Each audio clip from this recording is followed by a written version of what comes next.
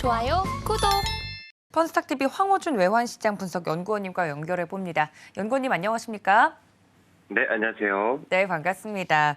저희 작전 타임과 함께 하신 지 약 3개월 정도 시간이 흘렀는데요. 지난 10월부터 정말 많은 종목들을 설명을 해주셨어요. 종목들에 대한 리뷰를 해보면서 한 해를 돌아보면 좋을 것 같은데 어떤 종목부터 살펴볼까요? 네, 일단 수익률에 대해서 말씀드리기 앞서가지고 이제 먼저 올해 시장 어땠는지 한번 잠깐 설명 좀 드리려고 합니다. 제가 느낀 올해 증시는 그간 겪어왔던 주식시장과는 차원이 다를 정도로 이 섹터의 생성과 소멸의 사이클이 정말 빨랐던 한 해였던 것 같아요. 특히 미국의 금리 인상 이슈로 1년 내내 고통을 받았던 우리나라 증시였죠. 구원투수로 등장했던 네옴시티는 반짝 이슈로 소멸이 되면서 다시금 증시가 어두운 터널로 들어가는 듯해 보였지만 중국의 때 아닌 리오프닝과 K 컨텐츠의 질주가 상당히 돋보이면서 그래도 지금 힘을 받았던 한 해로 기억이 됩니다. 관련해서 제가 소개해드린 종목들 그 중에서 2차전지 그리고 네옴시티 관련주들은 한 해를 마무리하면서 대부분의 종목들이 현재는 시장에서 상당히 소외되어 있고 약세 흐름을 보여주던 반면 비교적 최근에 소개해드린 컨텐츠 그리고 저가항공 LCC 관련주들이 상승이 상당히 눈에 띄었습니다. 이 전반적으로 인플레이션으로 전세가 힘들어지자 원자재 리스크에서 벗어난 종목들의 상승이 상당히 돋보였습니다. 어쩌면 이 코로나19라는 이슈로 인해서 대한민국의 수출 패러다임이 기존 2차 가공 후에 재수출해서 이제는 문화를 전반적으로 수출하는 형태로 문화국가로서 위대한 한 걸음을 내디디는 한 해는 아니었는지 하는 생각도 드는데요. 제가 첫 방송은 10월 4일 시작을 했는데 그 이후 시청자분들께 드린 추천 종목 수가 31가지 종목입니다. 이 그간 방송에서 소개해드린 종목들은 해당 주간에 가장 수급이 쏠릴 걸로 예상되는 종목들을 선별을 해서 이 정확한 추천 사유와 함께 전달을 해왔는데 이 그중에서도 기분 좋은 수익률을 보여준 종목 3가지를 추려서 왜 올라갈지 앞으로 어떻게 진행될지 AS 드리는 시간을 좀 가져보겠습니다. 먼저 애니플러스입니다. 지난 10월 13일 목요일에 추천을 드렸습니다. 이 시초가 2,690원 기준으로 추천을 드렸고 전일 종가 대비로 해서는 약 77% 상승한 모습이죠. 이 한국과 일본 양 국가에서 애니메이션 동시 방영권을 보유한 회사로서 이 3, 4분기 사용량이 역대 최고 수준이라 말씀을 드렸었죠. 이 3분기에 있어 4분기 호실적에 동남아 어린이 컨텐츠 부분의 성장 또한 기대감을 갖고 있기 때문에 상당한 상승세를 보여주었죠. 이 향후 주가의 흐름은 4분기 실적은 누가 봐도 좋을 전망입니다. 문제는 어디까지 상승 후에 하락을 할 전망이냐가 중요한데 현재 주가는 22년 9월 28일 형성된 저점 대비해서 2배 가까운 상승을 한 자리죠. 이 전일도 7% 가까이 상승을 해주었고요. 현 자리에서 추가적인 상승이 나올 가능성도 있지만은 이 4분기 호실적이 주가의 반영을 충분히 되었다 보여집니다. 따라서 신규 진입은 현 자리에서 권장을 드리지 않고 현재 보유 중인 분이 계신다면은 오늘을 기한으로 매도하시는 걸 권장을 드립니다.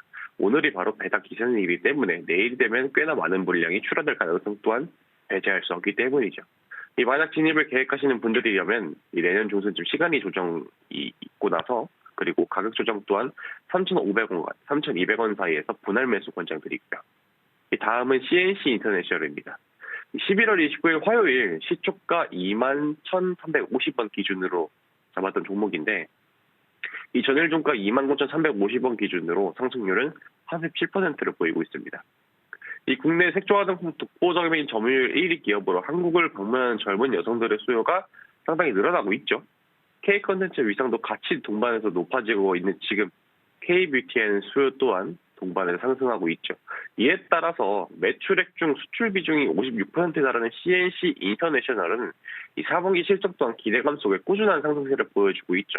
현재 주가의 흐름은 상당히 건재합니다. 이 중국과 일본 그리고 북미 시장 색조 화장품의 수요는 날이 갈수록 증가하는 건 누구나 다 알지만은 이 주식 가격은 또 다른 국면이죠. 강한 매물대였던 26,000원과 24,000원 박스를 상당기가 지속적인 양봉을 돌파해 준 만큼 이제는 새로운 가격권이 26,000원에서 3만 원 선에 형성이 되었다고 보여집니다.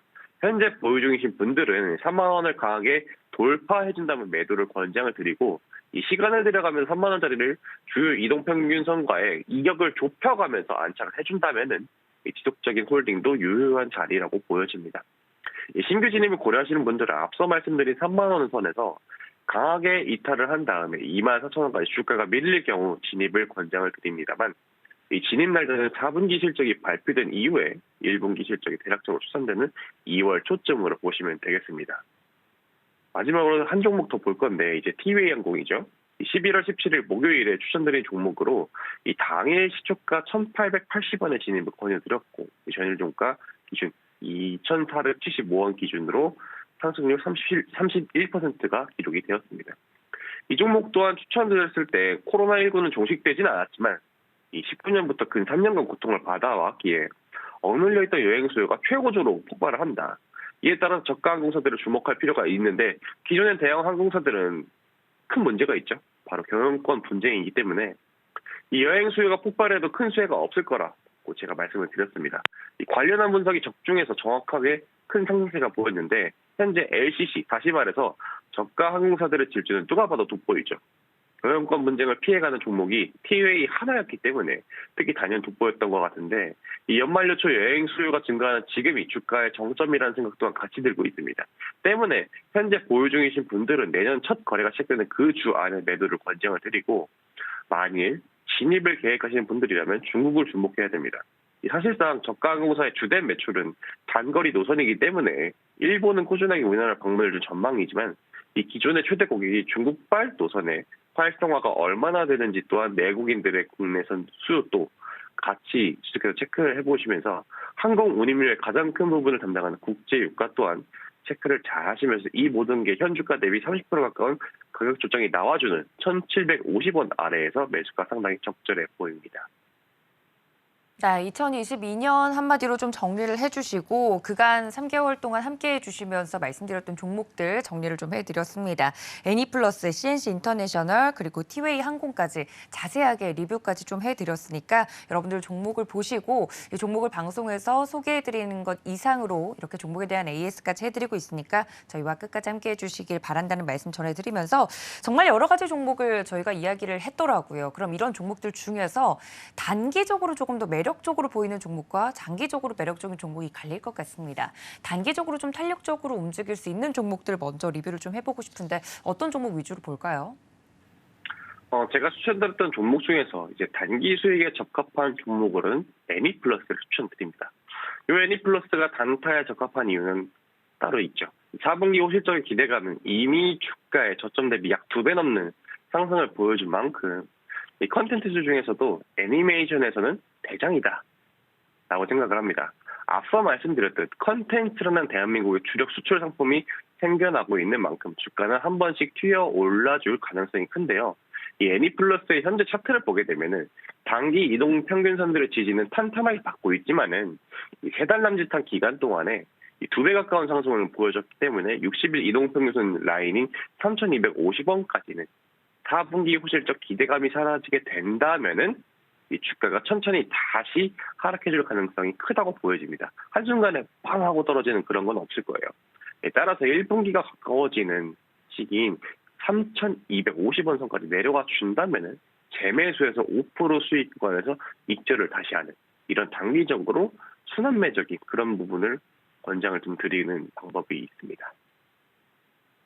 네, 이렇게 단기적으로 접근이 가능한 종목에 대해서 이 차트를 또 통해서 자세하게 이야기를 해드렸으니까 참고 부탁드리고요. 그럼 반대로 장기 공략에 조금 더 집중이 되어 있는 종목들도 궁금한데 어떤 종목 위주로 리뷰를 할까요? 네, 장기 전략에 적합한 종목은 바로 첨보입니다. 첨보는 우리 잘 알고 있죠. 2차전지 대장주로 알고 있고 대표적으로 2차전지 종목 중에서 텐베거 나왔던 종목이죠. 이 미국의 IRA 법안이 자국의 이익을 위해서 언제든지 입맛대로 바꿀 수 있다는 것은 이번 중간선거 결과를 여러분들께서 보시면서 확인을 할 수가 있었죠. 이에 따라 중국과 미국 이 사이에서 우리나라는 2차 전지라는 이 큰 사업을 가지고 눈치를 상당히 잘 봐야 됩니다.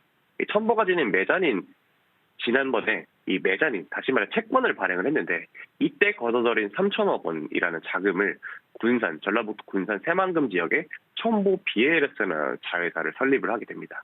이 상당히 영리한 태도를 보였다 생각을 하는데 여기서 조금 특이한 점이 발견이 됩니다. 메자닌 즉 회사가 채권을 발행한 건데 쉽게 말해서 돈을 빌렸다는 겁니다. 이 전북 군산의 첨보 BLS라는 자회사 생산 공장을 만드는데 약 3천억 원에 달하는 일부 비용을 빌린다고 한다면은 일반적이라면 현재 주가 대비해서 할인이 들어가는 게 정상입니다. 왜? 내가 급해가지고 돈을 빌리는 거기 때문에. 그런데 이번에는 오히려 프리미엄이 붙었습니다. 한 주당 31만 8천 원으로 책정이 돼서 발행을 했는데 이 발행 당시 첨부의 주가는 28만 원 선이었습니다. 이 첨부의 채권을 사들인 기관은 오히려 프리미엄을 붙여 사게 된 것이죠. 현재 주가의 가격보다 높은 이걸 어떻게 해석해야 되냐면은 기관 투자자들은 이 첨부 BLS의 성장세가 상당히 좋을 거라고 전망을 보고 있기 때문에 그렇게 프리미엄을 붙여서라도 사들이려고 한 거죠. 심지어 당일 시장에 나왔던 순식간에 매짐이 되었습니다. 이 채권이라는 게. 그 정도로 기관들이 수요가 상당히 많았어요. 따라서 현재 주가 대비해서 31만 8천 원이라는 가격은 기관 투자자들이 손실에서 수익으로 바뀌는 변곡점이기 때문에 이 첨부의 주가가 상승 탄력을 받기 시작하고 한다면은 31만 8천 원까지는 기관이라는 튼튼한 받침이 있기 때문에 이 부분을 상당한 주요 투자 포인트로 잡아주시면 됩니다. 특히 그리고 이번에 첨부 BLS라는 자회사 공장을 전북 군산에 설립을 한다는 게 상당히 큰 맥점인데 여러분들께서 딱 생각을 했을 때 대한민국에서 항구 몇 가지 생각을 하게 되면 뭐가 있죠? 바로 부산이 있고 그리고 인천이 있고 그리고 평택항이 있고 그리고 군산이 있습니다. 이 평택과 인천, 군산이라는 항은 서해를 끼고 있기 때문에 만약에 IRA 법안이 중국과 가깝게 좋게 변경이 된다고 하게 되면은 중국 쪽에다가 납품을 하면 되는 것이고 만약에 미국 쪽으로 조금 더 바뀐다 하게 되면은 이 군산을 당연히 그냥 부산으로 옮기기만 하면 되는 간단한 문제입니다. 따라서 2차 전지 이 관련된 눈치 보기를 너무나 잘해야 되는 건데 이걸 정말 영리하게 잘 돈을 썼다고 보면 되는 거죠. 2차 전지라는 큰 파도는 거스를 수 없는 흐름이고 이 전기차 시장의 규모는 향후 계속 성장할 전망이기에 장기 종목으로 권장을 상당히 드리고 싶은데 현재 보유 중이시라면은 34만 원 선에서 강한 매물대 저항이 있기 때문에 30만 원 미만 가격에서 한번 정리를 해준 후에 25만 원 아래로 다시 내려오게 되면은 꾸준하게 재매수하시는 걸 권장을 드리도록 하겠습니다. 좋아요, 구독!